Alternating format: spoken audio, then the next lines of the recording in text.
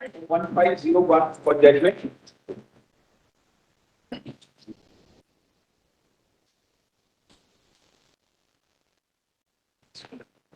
We have arrived at a unanimous verdict in the challenge to the electoral bond scheme and the amendments introduced to the provision of the Income Tax, the Representation of the People's Act, and the Companies Act, and the RBI. There are two opinions of this court, one authored by myself for Honorable Justice Gawai, Justice Pardiwala, and Justice Manoj Mishra, another authored by Honorable Justice Sanjeev Khanna. Both opinions of this court arrive at the same conclusion, though there is a slight variance in the reasoning which has been adopted. The present batch of petitions raises the following issues. A, whether the non-disclosure of information on voluntary contributions to political parties according to the electoral bond scheme and the amendments to Section 29C of the Representation of People's Act, Section 182(3) of the Companies Act, Section 13 A bracket B of the Income Tax Act are violative of the right to information of citizens guaranteed under Article 19(1)(a) of the Constitution. And B, whether unlimited corporate funding to political parties as envisaged by the amendment to Section 182(1) of the Companies Act violates the principle of free and fair elections in Article 14 of the Constitution. I will now proceed to read out the reasoning and the conclusions. Issue 1. Whether the right to information guaranteed by Article 19(1)(a) includes the information of financial contributions made to political parties. The jurisprudence on the right to information, which has emanated from this court, can be classified into two phases. In the first phase, the focus of this court was on the close relationship between open governance and information. The judgments in this phase were premised on the principle that the citizens have a duty to hold the government of the day accountable for their actions and inactions, and they can effectively fulfill this duty only if the government is open and not clothed in secrecy. In the second phase, this court recognized the importance of information to form views on social, cultural, and political issues and participate in and contribute to discussions in the polity. A crucial aspect of the expansion of the right to information in the second phase is that the right to information is not restricted to information about state affairs, that is public information. It includes information which would be necessary to further participatory democracy in other forms. The ratio of the judgments of this court in Association of Democratic Reforms and People's Union for Civil Liberties is that the voters have a right to information which is essential for them to cast their votes. The ratio of the judgments is not restricted to information about candidates. Political parties are a relevant political unit in the electoral process. This is evident from the provisions of the 10th schedule of the Constitution, the Election Symbols Reservation and Allotment Order 1986, the Westminster form of government, which confers importance to political parties, and the electoral culture in India, such as the publication of electoral manifestos by political parties. The information about the funding of political parties is essential for the effective exercise of the choice of voting. One of the factors which contributes to political inequality is the difference in the ability of persons to influence political decisions because of economic inequality. Economic inequality leads to differing levels of political engagement because of the deep association between money and politics. At a primary level, political contributions give a seat at the table to the contributor. That is, it enhances access to legislators. This access also translates into influence over policy making. There is also a legitimate possibility that financial contribution to a political party would lead to quid pro quo arrangements because of the close nexus between money and politics. Quid pro quo arrangements could be in the form of introducing a policy change or granting a license to the person making financial contribution to the political party in power. The electoral bond scheme and the impugned provisions to the extent that they infringe upon the right to information of the voter by anonymizing contributions through electoral bonds are violative of Article 19(1)(a). We have applied the proportionality standard to determine if the infringement of the right to information is justified. Issue 2. Whether the infringement of the right to information of the voter is justified for the purpose of curbing black money in the electoral process. The right to information under Article 19(1)(a) can only be restricted based on the grounds stipulated in Article 19(2). The purpose of curbing black money is not traceable to any of the grounds in Article 19.2.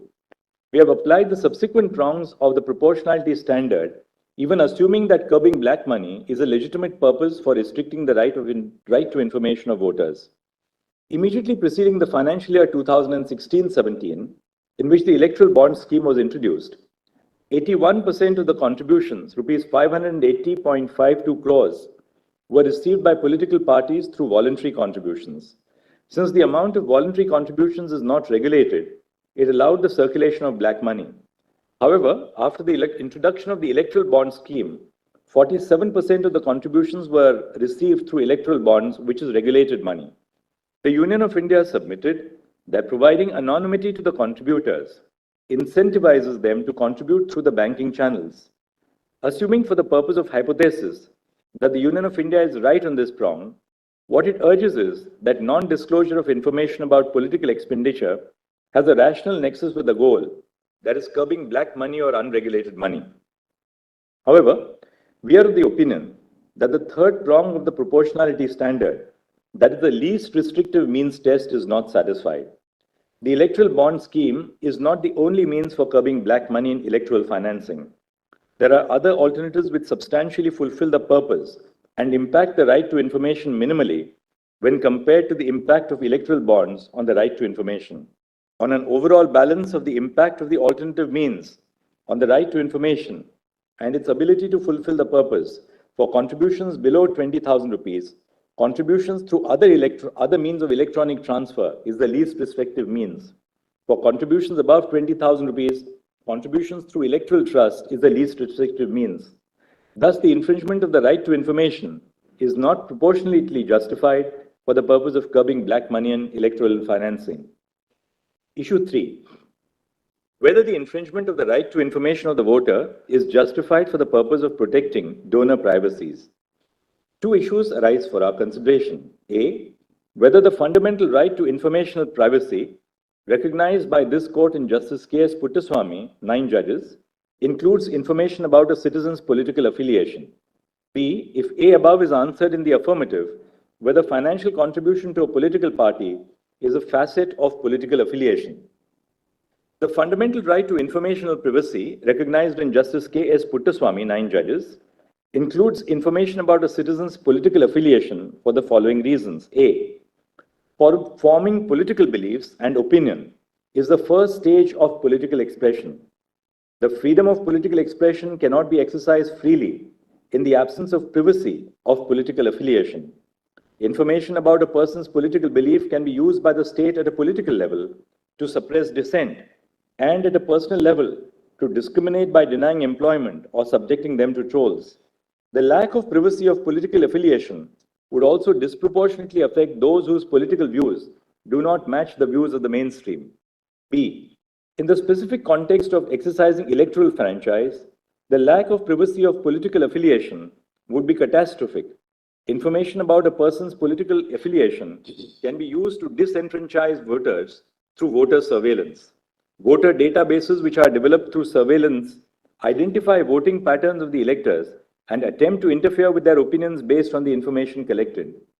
For example, the data of online purchase histories, such as the books purchased, which would indicate the ideological leaning of the individual, clothing brands used, which would indicate the social class to which the individual belongs, or the news consumed or the newspaper subscribed, which would indicate political leanings or ideologies, can be used to draw on the relative political affiliation of people.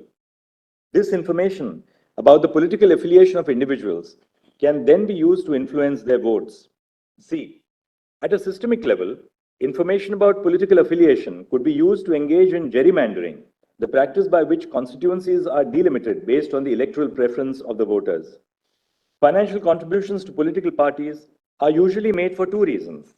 First, they may constitute an expression of support to the political party, and second, the contribution may be based on a quid pro quo. The law as it currently stands permits contributions to political parties by both corporations and individuals.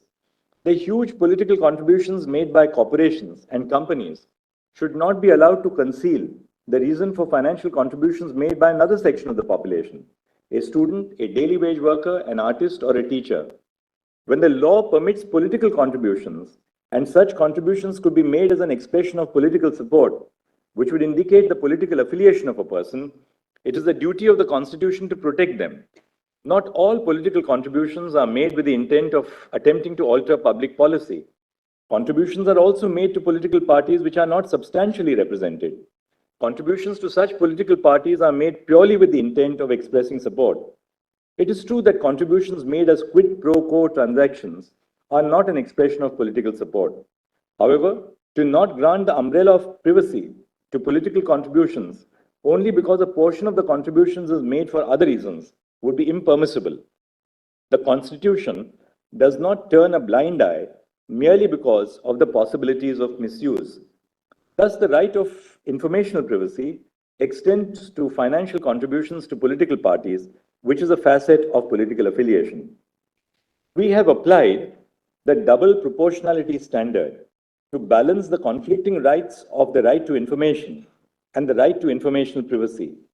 The Constitution does not establish a hierarchy between the right to information guaranteed under Article 19(1)(a) and the right to informational privacy to political affiliation traceable to Articles 19(1)(a), 19(1)(b), 19(1)(c), and Article 21. The Union of India submitted that Clause 7(4) of the Electoral Bond Scheme balances the right to information of the voter and the right to informational privacy. We are of the opinion that Clause 7(4) of the Electoral Bond Scheme does not adequately balance the rights, but rather tilts the balance in favor of the right to informational privacy because A, the suitability prong of the proportionality standard is only partly fulfilled. The non-disclosure of information grants anonymity to the contributor, thereby protecting informational privacy. However, there is no nexus between the balancing measure adopted with the purpose of disclosure of information to the voter. According to Clause 7(4) of the Electoral Bond Scheme and the amendments, the information about contributions made through the Electoral Bond Scheme is exempted from the disclosure requirements. This information is never disclosed to the voter. The purpose of securing information about political funding cannot be fulfilled by absolute non-disclosure. B.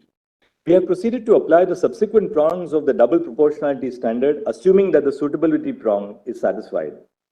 Section 29(c) of the Representation of People Act, which states that information of contributions made below rupees 20,000 in a financial year need not be disclosed, is a lesser restrictive means to achieve both the right to information and the right to informational privacy. The underlying rationale of Section 29(c)(1) is that contributions below the threshold do not have the ability to influence decisions, and the right to information of financial contributions does not extend to contributions which do not have the ability to influence decisions. Similarly, the right to privacy of political affiliation does not extend to contributions which may be made to influence policies. It only extends to contributions made as a genuine form of political support. It is quite possible that contributions beyond the threshold of rupees 20,000 could also be a form of political support and not necessarily a quid pro quo arrangement, and contributions below the threshold could influence electoral outcomes. However, the restriction on the right to information and informational privacy of such contributions is minimal when compared to the provision of blanket non-disclosure. Thus, this lesser restrictive alternative realizes the right to information of an informed voter and informational privacy to political affiliation in a real and substantial manner. The Union of India has been unable to establish that the measure employed in Clause 7(4) of the Electoral Bond Scheme is the least restrictive means to balance the rights of informational privacy to political contributions and the right to information of political contributions. Thus, the amendment to Section 13(a)(b) of the Income Tax Act, introduced by the Finance Act 2017, and the amendment to Section 29(c)(1) of the Representation of People's Act are declared unconstitutional. The question is whether this court should only strike down the non-disclosure provision in the Electoral Bond Scheme, that is Clause 7(4). The anonymity of the contributor is intrinsic to the Electoral Bond Scheme. The Electoral Bond Scheme is not distinguishable from other modes of contributions through banking channels such as checks, transfer through the electronic clearing system, or direct debit if the anonymity component of the stream is struck down. Thus, the Electoral Bond Scheme 2018 will have to be struck down as unconstitutional. Issue 4. Whether the amendment to Section 182(3) of the Companies Act is unconstitutional. The amendment to Section 182(3) of the Companies Act, deleting the requirement of disclosing the particulars of contributions made to political parties, is unconstitutional for the following reasons. A. Section 182(3), as amended by the Finance Act 2017, mandates the disclosure of total contributions made by political parties. This requirement would ensure that the money which is contributed to political parties is accounted for. However, the deletion of the mandate of disclosing the particulars of contributions violates the right to information of the voter, since they would not possess information about the political party to which the contribution was made, which, as we have held above, is necessary to identify corruption and quid pro quo transactions in governance, information which is necessary for exercising an informed vote. B. Section 182(3) of the Companies Act and Section 29C of the Representation of People Act, as amended by the Finance Act, must be read together. Section 29C exempts political parties from disclosing information of contributions received through electoral bonds. However, Section 182(3) not only applies to contributions made through electoral bonds, but through all modes of transfers. In terms of the provisions of the Representation of People Act, if a company made contributions to political parties through check or electronic clearing system, the political party has to disclose the details in its report. Thus, the information about contributions by the company would be in the public domain. The only purpose of amending Section 182(3) was to bring the provision in tune with the amendment under the Representation of the People's Act, exempting the contributions through electoral bonds from disclosure requirements. The amendment to Section 182(3) of the Companies Act becomes otiose in terms of our holding that the electoral bond scheme and relevant amendments to the Representation of the People Act and the Income Tax Act mandating non-disclosure of particulars on political contributions through electoral bonds is unconstitutional. Whether unlimited political contributions by companies is unconstitutional. The amendment to Section 182 of the Companies Act, permitting unlimited political contributions to companies, or it should be by companies, is manifestly arbitrary for the following reasons. A. The ability of a company to influence the electoral process through political contributions is much higher when compared to that of an individual. A company has a much graver influence on the political process, both in terms of the quantum of money contributed to political parties and the purpose of making such contributions. Contributions made by individuals have a degree of support or affiliation to a political association. However, contributions made by companies are purely business transactions, made with the intent of securing benefits in return. The amendment to Section 182 is manifestly arbitrary for treating political contributions by companies and individuals alike. B. Companies before the amendment to Section 182 could only contribute a certain percentage of the net aggregate profits. The provision classified between loss-making companies and profit-making companies for the purpose of political contributions, and for good reason. The underlying principle of this distinction was that it is more plausible that loss-making companies will contribute to political parties with a quid pro quo and not for the purpose of income tax benefits. The provision, as amended by the Finance Act 2017, does not recognize that the harm of contributions by loss-making companies in the form of quid pro quo is much higher. Thus, the amendment to Section 182 is manifestly arbitrary for not making a distinction between profit-making and loss-making companies for the purposes of political contributions. C. The purpose of Section 182 is to curb corruption and electoral financing. For instance, the purpose of banning a government company from contributing is to prevent such companies from entering the political fray by making contributions to political parties. The amendment to Section 182, by permitting unlimited corporate contributions, authorizes unrestrained influence of companies in the electoral process.